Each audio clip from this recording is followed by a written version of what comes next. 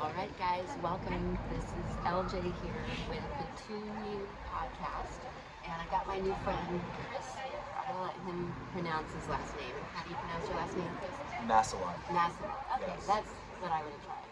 But yeah, I love that we met through journaling, I believe, right? Because Yes. we were sitting next to each other at a local spot we both like to go to, and I like to bring my journal there. Do you ever bring your journal when you go there? Or your pad of No, paper? I don't. Okay, yeah. Yeah.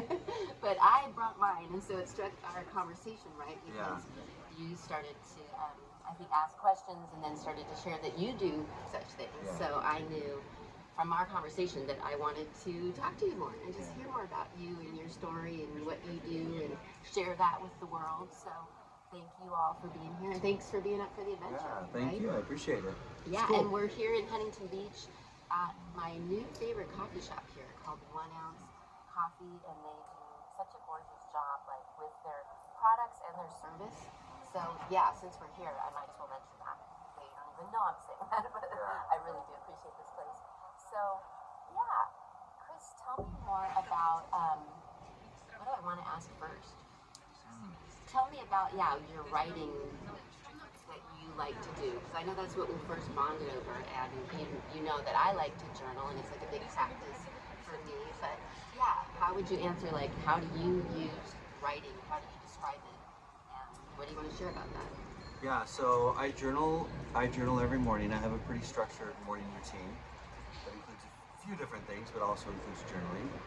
And when I journal, I have a few categories that I journal into every single time. So one of them is I'll write down the top 5 things that I need to do for that day. So I am like creating my win for the day is completing those 5 tasks. Okay, So yes. the title is just tasks, and I'll write the 5 things that I have to do. Um, and then I have just a free journaling section. So whatever is in my space or in my heart or anything that's in my head that I just want to get out on the paper. Um, yeah, and then I have like a manifestation section where I just write the things that I'm manifesting in my life, and then I have a gratitude section where I just am like I'm grateful for, I'm grateful for, I'm grateful for. Yeah. Yeah. And so is this all within one journal, and they're like actual different sections of the journal? Yeah, I have just a blank journal, and so I'll sit down and I'll do tasks. That's my first thing, and then I have my gratitude section. Okay, And I do the open, just free journaling is what I call it. And then I do the help me. Oh, the manifestation. Yeah, yeah, and then I Okay, so each day you're gonna do like a page or something along those lines, or Yeah. where it builds. Yeah. Yeah. And how did you get started doing this? Like, where do you credit for you? Yeah, I created a domestic violence intervention program, and it's for the male, they call them harm doers in that world. Wow.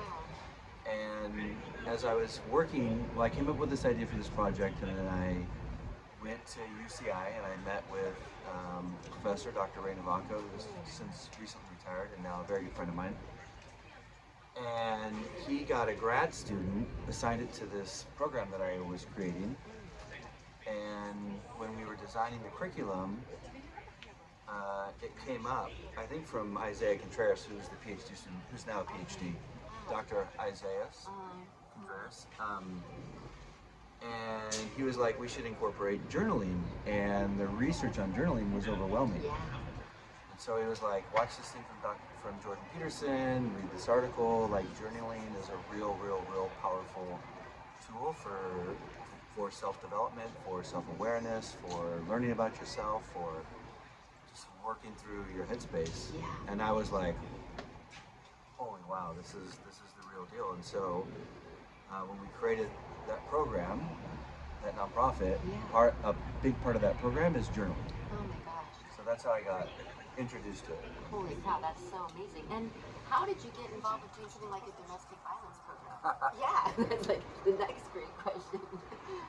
Yeah, at the time I was a special victim unit detective sergeant. Oh my gosh, I did not know. So that get part of like the police force? Yeah, Is that what you're so saying? yeah, Oh my gosh, this is so interesting. I was a cop for 2.5 decades. Oh my gosh. And recently retired. Okay. But So I was a special victim unit detective sergeant, and my area of what my unit investigated was domestic violence, child abuse, stalking, restraining orders, missing persons, suspicious child deaths, blah blah blah. But specifically with the domestic violence, I was seeing that. So this is what I was seeing. And I worked offsite at they're like a resource center. So I was working at the Orange County Family Justice Center. Yeah. And it's a wraparound service. So if you're the victim of one of these specified crimes, you can come in. They have a person there that has a computer linked to the court, so you can come in and get counseling, get money, get vouchers, get food, get your therapy session set up, leave with a restraining order, and then you leave. Because the system tends to re-victimize victims. Yes. It's complicated to navigate. And I worked in a largely immigrant Hispanic neighborhood, and so it was just a way of cutting that through. But what I was seeing is that we would have men that were struggling with dysfunction or violence or anger, and they would come to the center and they would say, hey, I need help. I'm going to lose my family. And the mentality at the time was like, kick rocks. We're not here to help harm doers. Yeah. We just put them on an iceberg and cast them out to sea. And I was like, that's kind of twisted. Yeah. And then the other thing in the domestic violence cases was the victims of domestic violence were overwhelmingly not looking for the criminal justice system to solve their family problems. They just wanted their families to work. Yeah. And so there was just a giant hole in that, in the services of harm doers. That sounds so powerful and important. I love that you were tuned into that quote. Yeah. And so then how did it go from that awareness and experience to like being involved with the nonprofit and the university? If you're up for sharing that. Yeah, I mean, I went out, I actually wanted to find a program that existed, and I just wanted to plug it in. Like least path resistance, right? Efficiency. And I found that there are no programs like that anywhere in the United States. So that's when I went to UCI and I said I had this idea for a program, and had the full support of UCI. I mean, they assigned a PhD student to it to do a longitudinal research study on the program. I had never written curriculum to that level, like a full transformational course curriculum. I'd never written a grant. I ended up writing grants, got grant funding, found a 501c3 to put it under the umbrella of, found a location to run the program, and is it still happening? It's still running, yeah. And so how many years ago was that? How long has that been? That was 2018. Okay, wow, so like 6 years now it's been happening. That's amazing. Wow, that sounds, thank you for doing that. And I agree that those people who are the harm doers, as you called it, deserve the support and recovery just as well. But I love that you learning that journaling was so helpful for them got you to try it. Like totally. That's such an interesting, and I remember that you said that you talk and teach and maybe speak about things like leadership, right? And that seems like a very like leadership kind of thing to do, to be like self-aware enough to say, even though I'm thinking I'm trying to help these people who seem like it's such a different situation than me, maybe so much less functional, but I'm still going to benefit from this and bring this into my life. So that's so cool. So then has it been then like 5 or 6 years that you've been doing the journaling? Is that how the timeline would kind of go? Yeah. Yeah. Oh my gosh, wow. And when you first started journaling, did you feel like you were still in the police squad then? Did you feel like you could talk to the other like guys about it, or did you feel a little bit like? No, I was totally like, like I was like, oh my god, everyone's gonna think I'm a weirdo. Like super self-conscious about it. Yeah. Wow. Yeah, but you know, later in my career, I would talk openly about it. Yeah. For sure. Yeah. Oh my gosh. Whoa. And so, I feel like I want to ask next. Speaking of helicopter with us. Will you tell us more about what you're referring to with this? Like you do some leadership stuff. Like, will you tell us more about that? Well, it's really just leadership development, and so I've created a couple curriculums. Okay. So once I created the nonprofit for the harm doers, it's called Reboot. I was just going to ask, Reboot. So it's called Reboot. What a great name. And after I developed that curriculum, I discovered that I loved it. Like it was a huge creative outlet for me. And so I created a couple leadership programs, like following kind of the same outline of like writing the curriculum. Yeah. And taught that to large leadership teaching in just the, where I worked as a police officer. Ah, perfect. And when you create these curriculums, or have they been like both print and multimedia, or what format have you been making them in? Or maybe they've been a variety of things. Yeah. I don't hand anything out related to the curriculum. So it's just a guide for me. Okay, yeah. So and it's basically like a workshop or something that you're ready to bring. That's exactly perfect, yeah. Great idea. And wow. So far you've created these and then taught them to groups. Yeah. Do you have other visions for it? Like, do you plan to print them up, or maybe like could do things that, or do you put that into your videos and such too? Because I know that you have been active. I don't. So when I was working, I just didn't have the time. Yeah. So I'm a single dad, and I was working a lot. I mean, such a blessed career. I did everything I ever wanted to do, but it was demanding. It was a lot of work, and so I just didn't have the time. So then I retired, and I told myself I'm not going to do anything for 1 year. I'm just going to travel and spend time with my kids. And so the 1 year's just come up. And I have a business called Redshift Performance, and through Redshift Performance, I teach these curriculums and a couple others. And how old are your kids? My kids are 18 and 12. Oh, amazing. Yeah. And do you have custody of them some of the time as part of this? Yeah, my 18-year-old I raised by myself from the time he was 5 months old. Oh my gosh. And then met my ex-wife, we had my 12-year-old. We divorced. Yeah, and we share custody, that's good. Okay, yes. Geez, yeah, I can imagine being a single parent as a full-time police officer. I don't even know how you pull that up.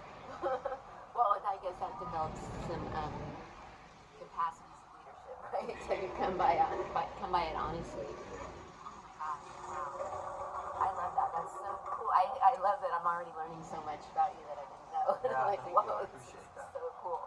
Yeah, I'm thinking, what do I want to ask you next? I mean, I know you also, we talked about, like, we really bonded on this, like, morning rituals and morning routine, right? Because I'm certainly into my morning tuning, as I call it. Yeah, so will you tell us a little bit more about that and why that's something that's important to you? Yeah, well, so my routine is I wake up and right away I meditate, and then I go downstairs and I make the coffee, and then I do my journaling, and then I go down to the beach, and we live close here to the beach, so it's not a task. And I go down to the beach and I ground, walk in the sand barefoot. I go out to the ocean. And that's my grounding. I watch the sunrise. I get like 10 or 20 minutes of early morning sunlight on my face, no glasses, nothing like that. Yeah, and I mean the benefits are my days are so much better when I'm like the days that I don't do it. Yeah. It's so noticeable, like how my days go, how my energy is, what I'm attracting, who I'm attracting. And yeah, I mean, it really makes a profound difference in your day-to-day energy, like to keep your energy high on a daily basis. It takes something. Yes, but you're aware that you're taking care of your energy. I love that you're using those words. That's certainly the leading edge of my awareness, and that's why my brand is Tune You, because I'm like, it's all about how you tune you, and that really only we can tune ourselves, right? It's such a and that what tunes you might be very different than me, but it is fascinating how there's a lot of crossover with what works for a lot of us, like things like nature or things like scribing or journaling. And I love that it feels like this is very and it sounds like you're interested into things like manifestation and law of attraction, right? Which I love that this all feels not so labeled, but kind of very new agey for like a former police officer. Yeah, super woo-woo. Very well-rounded. I mean, did you have those parts to you when you were part of the force and you were just kind of like not as, or I'm assuming maybe not talking about it as much, or have you always been aware of these things, or are you willing to tell us about that? Yeah, I think for the meditating, yeah, for sure. When I was a brand new cop and I was working these graveyard shifts, and I would go home in the morning and my sleep was so disrupted. Yeah. And I'm gonna age myself, but at the time I don't know where I got it, but there was a cassette tape, and you would play it, and it was it led you through a um, Yeah, like a guided meditation. yeah, like a guided meditation. It would start at your feet, like relax your toes, relax your feet, like very basic, very simple. And so the meditating I've been doing for years because it worked like instantly. I couldn't believe how powerful it was. And so the meditating, yeah, I've always been. So you've been doing that for many years? Yeah. And what, if you don't mind, what do you feel like you do when you meditate? You know, like do you sit on a pillow with your hands like this and close your eyes? Or do you have various ways that you meditate? Yeah. I just have a chair that I sit in and I just meditate. Sometimes I do guided meditation. Sometimes I do just sit quietly and just meditate. Focus on my breathing, focus on presence, you know. And yeah, so it's varied. I go back and forth. I have an app, and sometimes on the app I'll see a new meditation series that comes up, and I'm like, oh, that sounds really good. Yeah. So I'll do a meditation series. Okay. Yeah. But you let yourself kind of be intuitive and creative about how. Yeah, I'm not attached. I'm not attached or like super rigid about like, oh, it has to be, it has to look like this, and it has to go like this, not like that at all. And do your kids seem to have an interest in these things at this point? My older son did. He went through a phase where we were meditating every night together, but he doesn't now. Yeah, yeah. But they both know, like. Yeah, it's great that they know about it, and it's so. I've always felt like it is just helpful for kids to see parents, you know, doing these things to take care of themselves. Totally. That's the lesson, right? Yeah, self-care. Yeah. And especially in being like a leader and being a parent is another form of being a leader, right? Yes. And how much the modern leaders. I was just talking about this with a friend I was doing an IG live with. That leadership now, modern leadership is about a leader who's like modeling that they're able to manage themselves emotionally and that they're growing personally, right? Like being in your own personal growth is a big part of being a leader nowadays. Yeah, and I feel like that's a lot of. Yeah, the emotional intelligence now is a huge component. And in fact, for a lot of leadership type positions, they screen for that. Really test for that. Yeah. So now, what's like? Would you, if you're willing to share, like, is there something kind of on the leading edge of your excitement with what you're learning about, or thinking about, or dreaming about next? Yeah, I mean, I have certain things that I want to do, that I've kind of always wanted to do, professionally and personally, and with my kids. Yeah. Yeah, I mean, there's always stuff out there. Yeah. And isn't that awesome about things like journaling? Is it helps us stay oriented with ourselves, right? And to kind of take that inventory, and then to probably be more accountable to actually follow through and do the things we realize that we are feeling called to, right? And do you have other ways that you're actively like into your manifestation journey? And I like to always say that we're always manifesting, right? It's not just the positive stuff, quote unquote. But I mean, are you big into like your imagination? Are you like trying to picture stuff, or things like any other ways that you know that you're, or is it just that you're like aware that things like your imagination plays a role? Right? No, I think that's such a great question. And my answer would be that for me, and the primary focus of my grounding, you know, the stuff that I'm doing, is presence. Is just creating a consciousness around presence, so I'm never pulled out of each moment, and then being able to not resist what's present. That's the other side of presence. Whoa. And what I find is that, you know, and you hear this all the time, but like, the universe is always giving you exactly what you need, whether you want it or not. And the want is like, the attachment of the ego, whatever. It's like, I don't want this, I want that, blah, blah, blah. Yeah.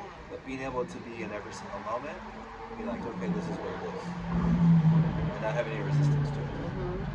And for me, that's a huge part of my manifestation. And just kind of making sure that I'm staying as present as I can, and then waiting for those doors to open. So I'm not really like a person who has a 3-year plan, a 5-year plan, and blah, blah, blah, because I've already learned that what's right for me is going to show up, and as long as I am not in some state of resistance, then it's going to be exactly what I need. Whoa, so you realize that, like, your state of being and that whole thing about resistance plays such a role in your manifesting experience. Totally. Whoa, yeah. I love that. That's so leading edge, and it makes sense, right? That we realize the embodiment of it, right, is such a part of it. Yeah, so cool. And it sounds like you're. So does that mean you're also kind of open about the how? It sounds like when you're talking about manifesting, that you've got this like awareness that the how may be something that you need to be open to. What do you mean? As far as like how something's going to happen, if there's something like you feel like you're wanting to manifest, do you feel like it's important that we stay open to the how, like how it's going to happen? Does that make sense? Yeah, here's a perfect example of that really brought me like face to face with it. Like when I was creating that reading program, I had a tendency to be really rigid about how it had to look and how it had to work and what the steps were going to be. And as I kept inviting people into the program, people would have different ideas. Yeah. It was the how. Like the how could be like this, and my initial reaction was like, that's you. It's not going to be that way, right? And when I would just come back to center and be like, okay, you're in resistance, like just let it be like that. And every single time it was like it would bring it to the next level, to the next level, to the next level, to the next level. And so that was a really profound life lesson for me in not resisting the how either. Yeah, but it like allowed it to be so much better. So much better. If I had just stuck to my guns, it would have never happened. Yeah. I would have ruined it on my own. Yeah, I mean that's an example of us doing it our own way, and it sounds like there's definitely like a sense of spirituality going on here. I mean, do you consider yourself like a spiritual person? Yeah, it sounds like it. And I've come to see that can just mean like someone who's looking for meaning in life, right? It doesn't have to mean we believe in God or anything like that, or it may, right? And so Self-defined. yeah. And do you have any teachers or authors that you feel like have been really big for you or currently are that you want to mention? Yeah, well, I think the catalyst for my entire spiritual journey and my entire journey into the things we're kind of speaking about specifically was I did the Landmark Forum. Okay, that's right. You told me about And I that. did, and not just the forum, I did their entire curriculum. Did some other stuff, and that was really the catalyst for me. Yes. It gave me access to completely creating myself in a really authentic way. I mean, it was just changed my life. And then I read, and so then as I was going through that program, I met a friend of mine, but she was like on another level. She was different.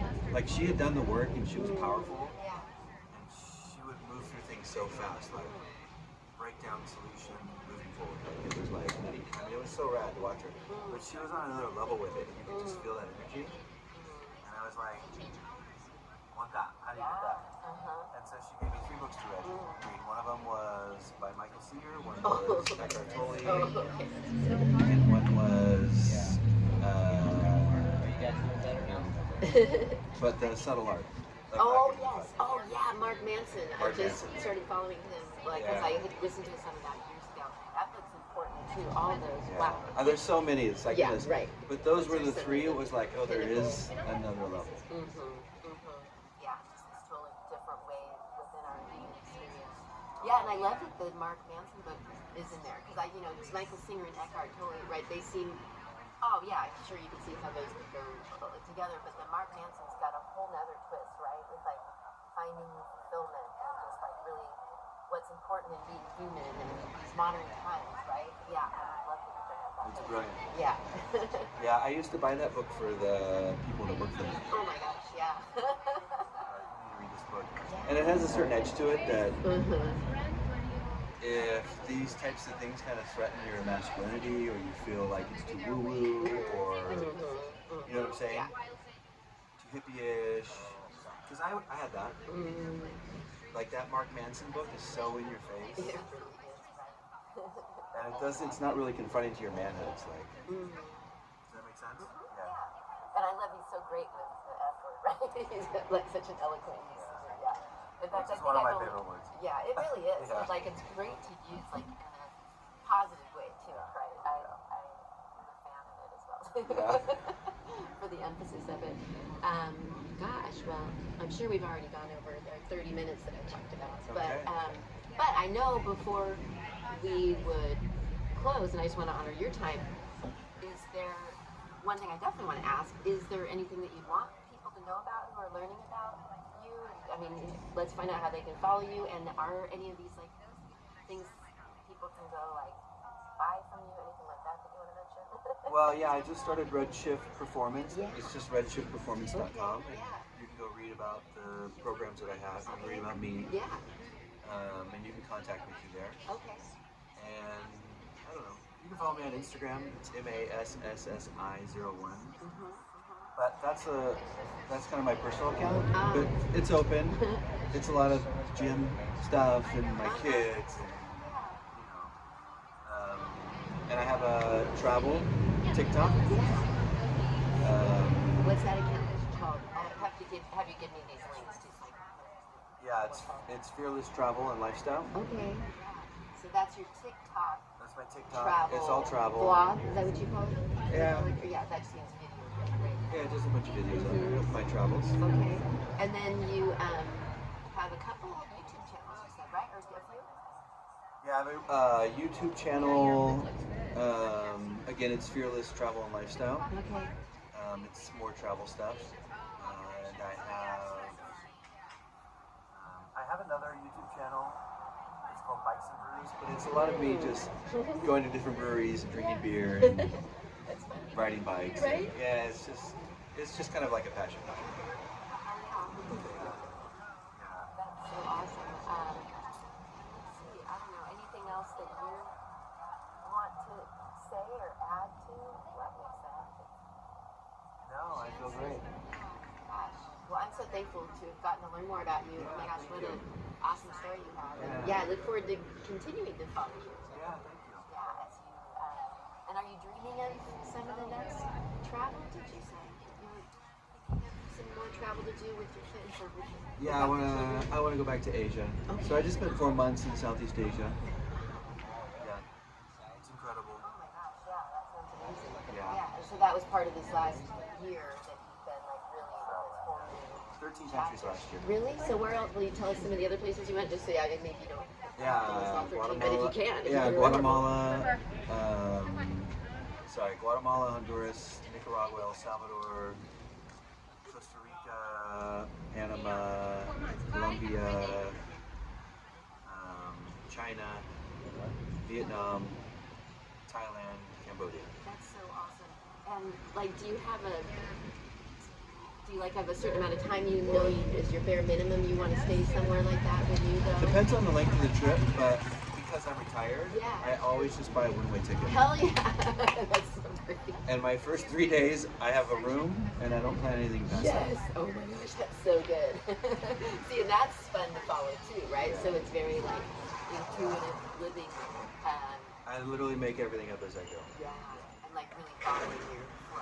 And it's usually been you doing this solo, these trips? Or you start solo, you probably don't you're not really alone the whole time. You probably meet lots of Yeah, I people, mean, I but- traveled with my 18-year-old. He was 17 at the time. He was still in high school, but we traveled Central America for a month. Oh my god. And my 12-year-old, we traveled Guatemala for 2 weeks. But otherwise, I always just travel solo. Yeah, but that's cool that you've been able to bring the kids along too. Yeah. They're those type of kids who can Oh, enjoy that. yeah, they never want to come home. Yeah, and at those ages, it's so amazing to find ways to spend time together, right?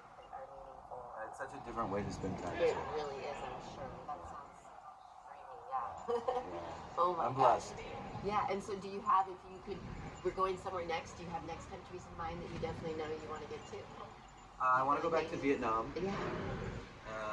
Vietnam is great because it's a perfect launching pad for everything in Asia because it's pretty central. But I want to go to Japan. I want to go to the Philippines. I want to go to Indonesia. I want to go back to Cambodia. Fascinating country. So neat. And then you bring your practices with you in these places? Always, Yeah. Yeah, so I don't deviate from my practices, and I always make sure where I'm going there's a gym. Yeah, because that's part of your practices too. That's part of my lifestyle. Loving to like play on the weights and things. Yeah, I like I like to do that. Yeah. Oh my gosh. Well, it sounds like a very intentional and fun life. Yes. So, man, after many years of hard work too. So, wow, that does sound like a nice, well-rounded life. Yeah, and you're probably only halfway there. If I were to judge. Oh, I hope so. If I were to judge. I hope so. Yeah. Right? Yeah. I mean, I like to think that we've got, that we can not think that we're old. I'm 54, and I love that I don't feel old. Yeah. And I feel like maybe we're only halfway there if we're going to live to 100. So, yeah. Beautifully said. Yeah. Well, thanks so much. Yeah, thank you. Thank you all for being here. Thank you to 1 Ounce Coffee for having us. And yeah, hope the sound quality worked out okay. But Yeah. Thanks so much. Super fun. See y'all next time. Namaste.